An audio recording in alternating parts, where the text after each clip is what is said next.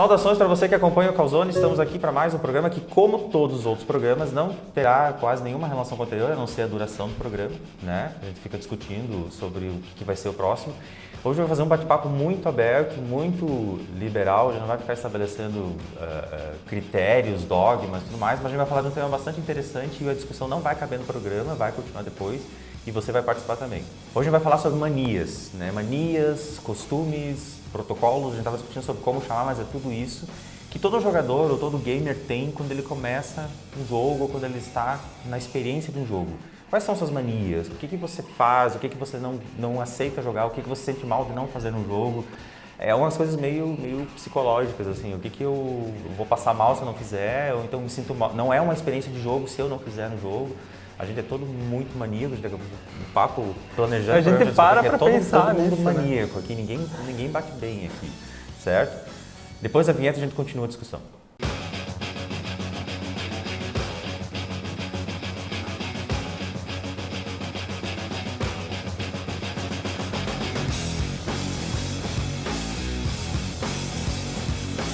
Por que a gente para pensar nisso no jogo? A gente já começa por uma mania externa do jogo. Nós estamos parando para discutir manias. Isso já é uma mania, né?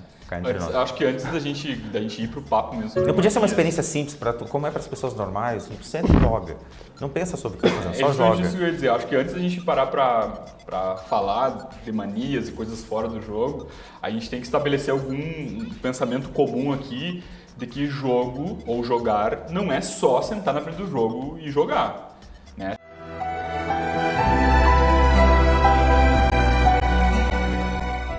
Tem uma questão cultural, tem uma questão de você é quem você é por causa das coisas que você faz, o que você aparenta, o que você diz, né? Tem o que você leva para o jogo. O que você leva para o jogo ou o que você tira do jogo para sua vida.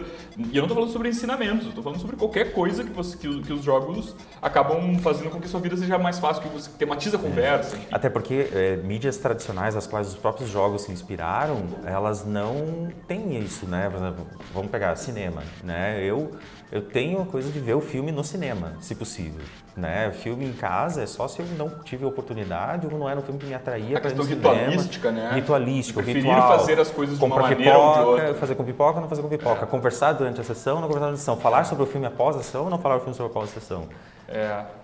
Então, acho que a gente pode partir desse ponto em que a experiência de se jogar ou de assistir filme, ela não começa na partida ou em fazer e não termina também ali, né? Ela tem várias coisas aí, né, que acontece. Que tu vai levar pra vida. Que tu vai levar, pra vida aí. E não precisa ser um grande ensinamento, né? Não, mas mesmo assim, qualquer experiência que tu tem, tu leva pra tua vida. Por exemplo, né, não falando só de jogo digital, mas quem me conhece sabe que eu sou apaixonado por saquinhos Ziploc. Isso vem dos jogos, vem dos meus board games, dos meus jogos de mesa. Então, tudo eu acabo colocando em saquinhos Ziploc. Se você for na minha sala lá, vai estar as coisas organizadinhas em saquinhos de Ziploc. Tu entende como... Claro que não é exatamente a mesma coisa que acontece com os games. Você não pode sair atirando na cabeça e roubando o carro de alguém num GTA e tal. É, claro. Mas, às vezes, modo de falar, expressões, né? A gente acaba absorvendo. Dessas coisas externas, assim, eu tenho uma muito clara, que muita gente deve ter também, mas assim, essa separação de jogo casual e jogo de aquele que você se dedica. Eu não começo um jogo se eu não souber que eu tenho muito tempo para ele. Que eu vou dar muito tempo para ele. Eu não começo um jogo digital de console, um jogo de computador, se é para jogar 5 minutos. Please, sir! I'm late for a very important date. No time to say hello, goodbye. I'm late. A mesma coisa hoje em dia tem uma coisa das séries, né? Se você parece um contrassenso hoje para você começar uma série se você não sabe que tem o próximo episódio para assistir, né? Tá caminhando para isso. Mas jogos têm isso. Agora jogos casuais não, jogos casuais com temporada até, né? Com temporada inteira. Mas se a temporada não tá inteira, eu não vou começar a assistir. O que tu considera por jogo casual? Por exemplo, eu consigo entrar num jogo tipo Battlefront lá, Battlefield, jogos só online, sabe? Que não exige tu saber a história, tu ficar imerso. Eu consigo jogar 5 minutos e depois sair. Eu diria que tá mais mais assim, pensar o casual ou o intenso ou o hardcore tá mais num comportamento. Você se comporta de maneira casual ou de maneira hardcore. Alguns jogos te propiciam um comportamento casual ou um comportamento ou hardcore. Então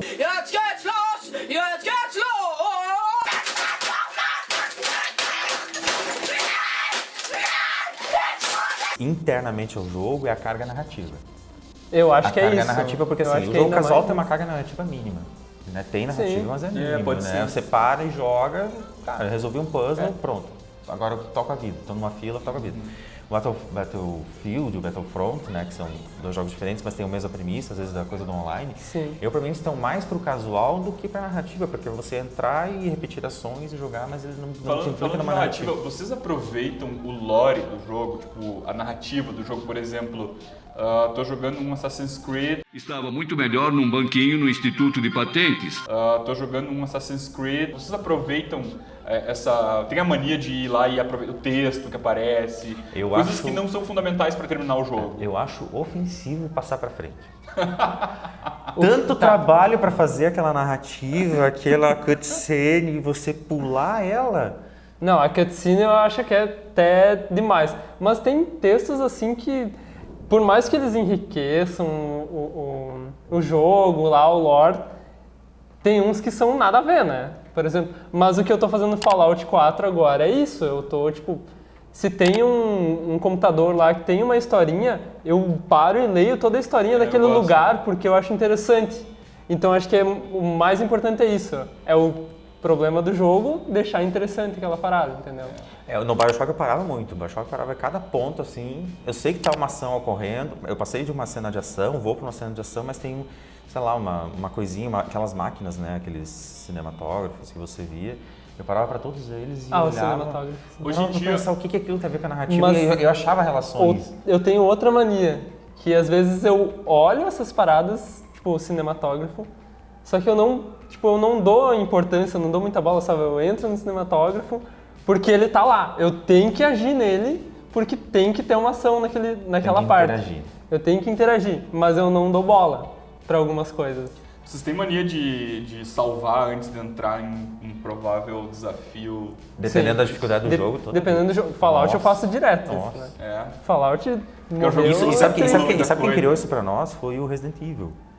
O Resident Evil criou isso, assim, porque Sim. os pontos de salvado, assim, pro Resident E tu Evil, tem se você que- não salvasse, porque ele tinha um esquema até, gerava pilhas e pilhas de salvamento, que era no Play 2 tinha aquele memory card, né? E no Play 1, Play 2 tinha memory card. E você ia carregando, entulhando aquilo, você começava a selecionar os E tu saves, tinha né? limite, né? Sim, tinha limite, Tinha porque a limite, memória é tinha bastante que- controlada. Eu tenho uma Cuidado. mania que eu acho que é de jogador velho, assim, porque eu entro um pouco uma mistura de jogador velho com um desenvolvedor também, que é assim que eu entro no jogo, antes de começar a fazer as coisas, eu começo a testar o joystick. Ah, mas tu é Eu mais começo a- doente do que... Eu começo a testar ele, ver qual botão faz o quê. A e eu- ergonomia. eu começo a dar uma olhada nisso, porque antigamente, cara, não tinha o que fazer. Você vai abrir um Mario e você vai testar, você vê onde que pula, o que o A faz, o que os botões de ombro Descobri fazem. errando. E eu faço isso até hoje em dia, assim. Muito, qualquer jogo de joystick que eu pegar, eu vou precisar de um tempinho.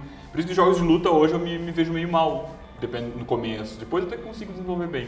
Mas eu tenho essa mania. Tem mania também de quando eu instalo o jogo direto, assim, né, quando eu coloco o jogo no console, de antes de começar a jogar, tentar aproveitar um pouco ele antes, assim. Também é coisa de designer também, né? De olhar o menu, ver o que eu posso configurar, o que eu posso mexer. O que eu posso configurar, o que eu posso mexer, né? Onde é que é. Dá uma olhada nos controles já também, porque eu sei que eu vou precisar testar depois. O problema de testar depois, se você não sabe antes, é que você pode, sei lá, desperdiçar uma munição. Né? E pra mim que sou Eu tive um- jogador meio lixeiro, assim, que vou catando tudo, pô, entrar e desperdiçar uma munição pra mim é complicado. Né? Sobre essa questão dos botões, eu tive um problema com Fallout. Vamos só falar de Fallout agora. Que Só eu não joguei Fallout é o ainda. jogo do momento. Que eu tava falando com meu irmão, inclusive. E a gente tava falando sobre que o tutorial dele é muito raso. Tipo, tu não tem muita explicação. Até eu joguei muito tempo já de Fallout e esses dias eu descobri que se tu segurar a bolinha, ele liga a lanterna do Pip-Boy, sabe? E isso apareceu em algum canto escondido uma hora do meu jogo e eu não vi, sabe? Então, isso é acho que até um lado bom, assim, tu olhar. Eu Só que faço eu penso, isso, cara. tipo, Eu seguro os botões eu todos, quero- eu faço um teste nos jogos Bah, ali. Eu não Sei sei lá. se isso é legal de dizer publicamente, mas eu Uma faço. coisa que talvez a gente não tenha a mania disso aqui, mas muita gente das novas gerações devem ter a mania de verificar gameplay antes de jogar. Eu não gosto. Pra mim, eu tenho uma Também aversão não. a spoiler, eu passo longe de qualquer Se eu tenho coisa. É uma coisa vontade de jogar complicada. o jogo, se eu acho que é um jogo que eu vou querer jogar, eu não vou assistir. Uma coisa complicada. Eu procuro gameplay quando assim, eu tô numa outra mania da questão do colecionismo e tal. É a mania de juntar coisas. Uma mania que vira obsessão. E uma obsessão que vira doença. Mas eu vou falar disso no próximo bloco. Quando eu preciso de alguma coisa do jogo, eu não estou conseguindo resolver e a internet ajuda bastante, né? A internet me ajuda para alguma coisa específica que eu estou totalmente travado há dias, né? Não assim, encontrei o primeiro desafio, vou procurar a internet. Desdetonado, né? Os detonados. Mas o quanto eu puder evitar entrar na internet para ver uma experiência de alguém jogando, para eu ter a minha própria experiência, eu evito. Esse tempo eu estava aqui na oficina de games falando disso, eu gostaria de expor essa situação. Tinha aqui um aluno, Giovanni, estou falando o nome porque merece estado. Um abraço, Estava Giovanni. jogando Limbo e se levantou e foi ali procurar uma solução no Limbo. E eu espero que você se envergonhe disso. Eu acho que, tipo, isso é um... Você Não, eu entra preciso num...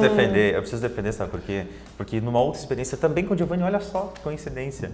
Ele teve uma experiência assustadora, que tinha eu e o Eduardo, que estavam acompanhando, e a gente sabia que ele ia se assustar num determinado ponto, que é o primeiro momento que aparece a aranha, e a gente não estragou a experiência dele, a gente ficou só observando, calma pra ver a experiência dele, porque ele quase caiu da cadeira. Eu acho que isso é uma mania também do jogador de querer ver o outro tomando um cagaço, né? de filmar aqui. Tomando um de susto. filmar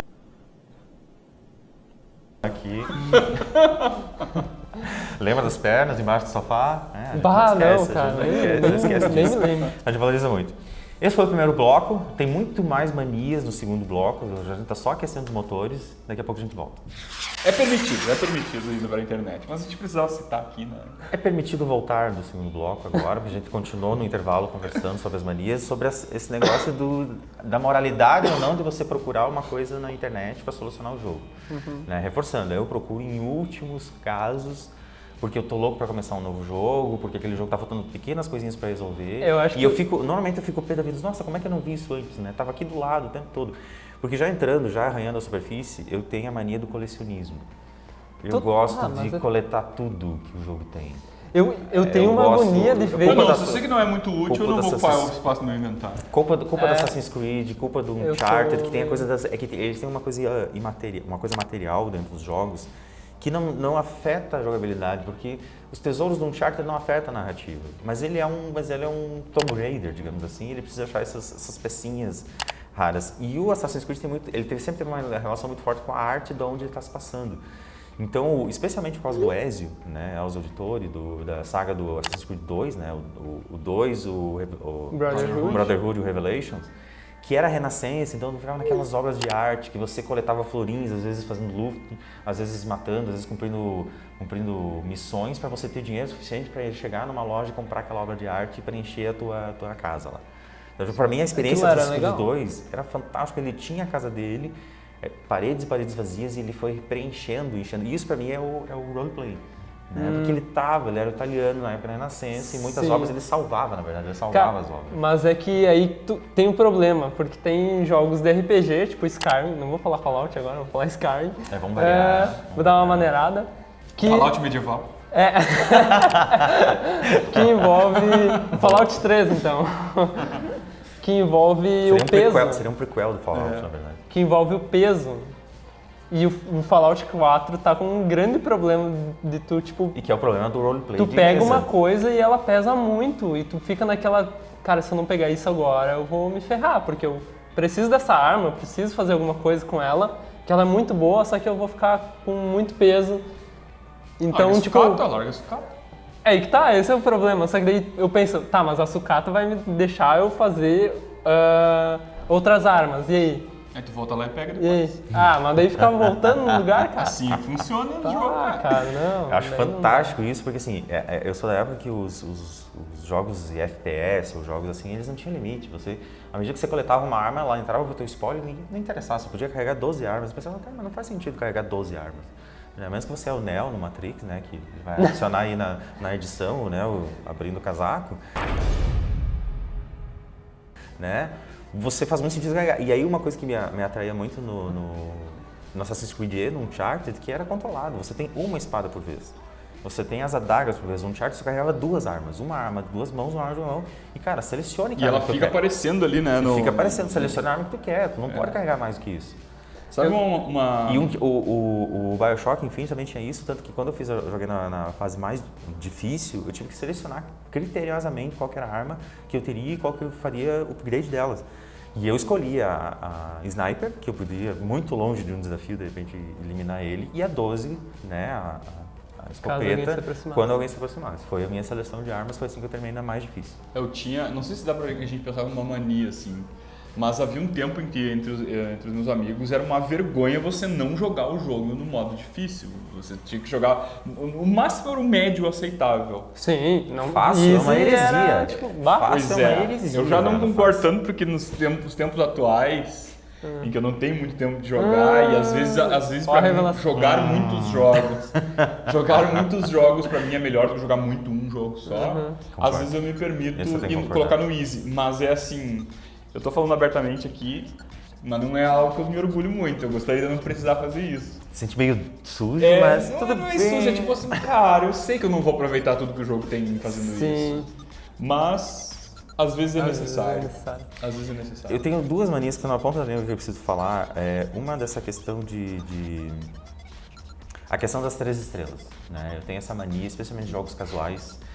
A maldita mania de retomar uma fase que eu já venci, eu já superei aquela fase, mas eu preciso das 3 estrelas. Mas isso vem do lado colecionável. Vem do lado colecionável, vem da aflição também. Da aflição, não basta design. só passar. Eu quero passar com louvor. Eu quero passar com louvor daquela fase. É uma questão que o game design já planeja isso também, o jogador, como causar aflição no jogador para que ele jogue de novo uma fase, porque quando você joga de novo uma fase, você não joga você fala fase. Quando você não consegue jogar uma fase nova. Se você não joga uma fase nova, você demora mais para terminar o jogo. Se demora mais para terminar o jogo, ele te dá a sensação de maior valor. Que você conseguiu algo além, o jogo previa aquilo, mas poucos conseguiram essa coisa do desempenho, ranqueamento, né? O ranqueamento do progresso. E tem outra mania muito particular, e aí já está caminhando para a doença. Ficar recarregando a arma. Porque você vai gastando, você vai gastando o pente dela, mas você não sabe o que vem a seguir. Não, vou dar reload.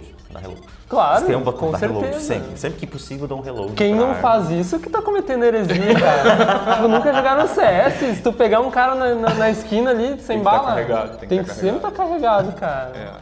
Mas é uma mania, né? Aqui na vida real você acaba isso o pente e troca o pente. Isso é precaução.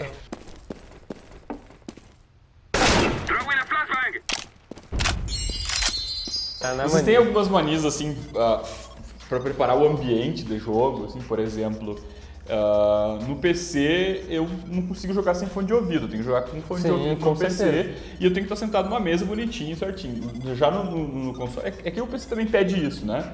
Mas no console eu sinto falta do fone de ouvido. Eu sinto uma falta porque eu acho que o som da TV não me dá a experiência que o fone de ouvido tem. Precisa comprar um headset bom. Eu preciso comprar um melhor. Mas assim, e eu gosto de ficar perto da TV, então às vezes eu não fico no sofá, mesmo que o sofá seja perto da TV e a TV seja grande. A melhor experiência que eu tenho com a TV é botando uma cadeirinha mais perto, justamente por estar acostumado muito com o PC com a tela perto. Eu acabo tendo esse costume de com a televisão.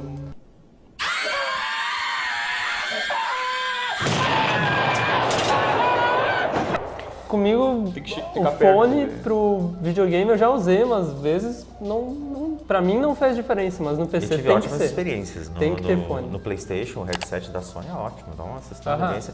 O problema dos nossos termos, vocês têm que colocar o celular à frente, caso ele toque, você vai ver, porque a gente se desconecta. Né? Quando você entra nessa imersão, então, teve um tempo que eu fazia isso, pra não jogar muito, pra não se perder jogando, eu botava um celular ou um iPod perto da TV, marcando ali 1 hora, quando tocasse 1 hora eu tinha que dar o encaminhamento final pro jogo.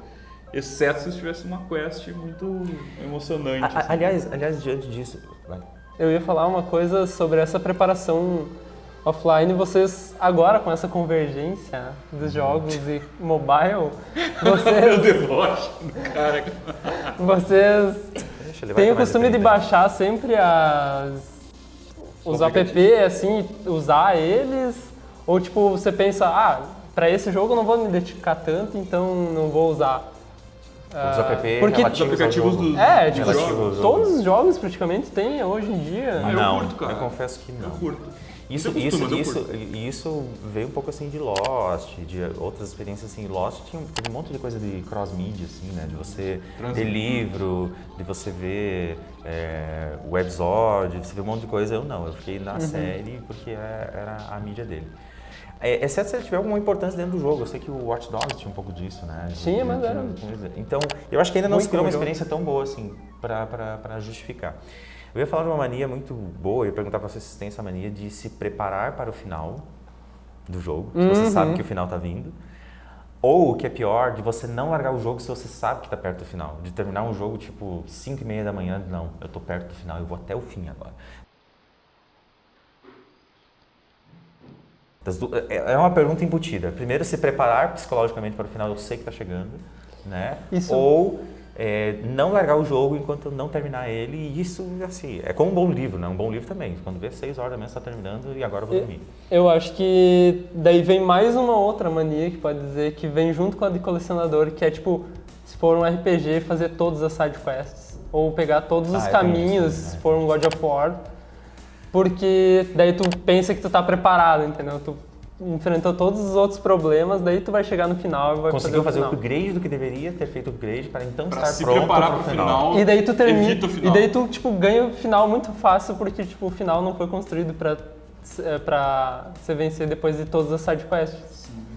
Eu já passei várias vezes por isso, tipo, terminar o jogo muito fácil porque Nossa, era eu fiz só todas isso? as sides. Mas também, né? Eu me preparei tanto. Eu gosto dos jogos que você se prepara psicologicamente pro final e não era bem aquele o final, assim. Aí daí, porque te Aí tem um engana. plot twist.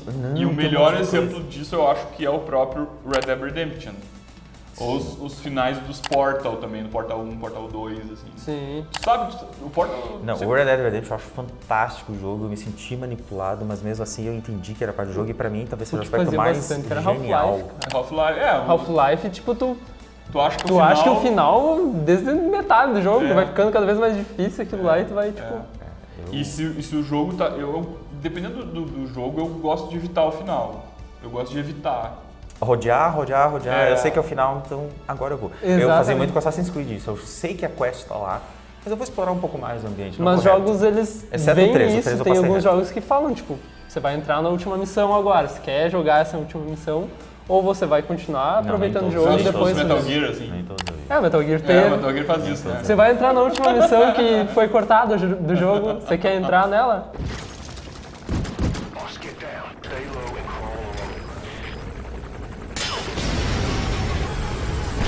E você, o que você achou? Vocês têm essas mesmas manias? Compartilha, não concorda? Tem as suas manias? Só joga de meia. Só joga de meia?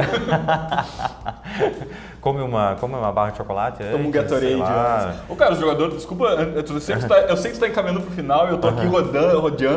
Rodeando, a gente Olha tá- aí a meta tá linguagem. Mas eu antecipando. imagino que o pessoal que joga mais hardcore, assim, jogos que exige muita coordenação motora, os MOBAs e os FPS, e jogos de maneira competitiva, os de luta, eu acho que os caras devem ter um monte de mania aí pra se preparar, o tipo de mouse, o tipo de coisa. Ah, tem. Sim.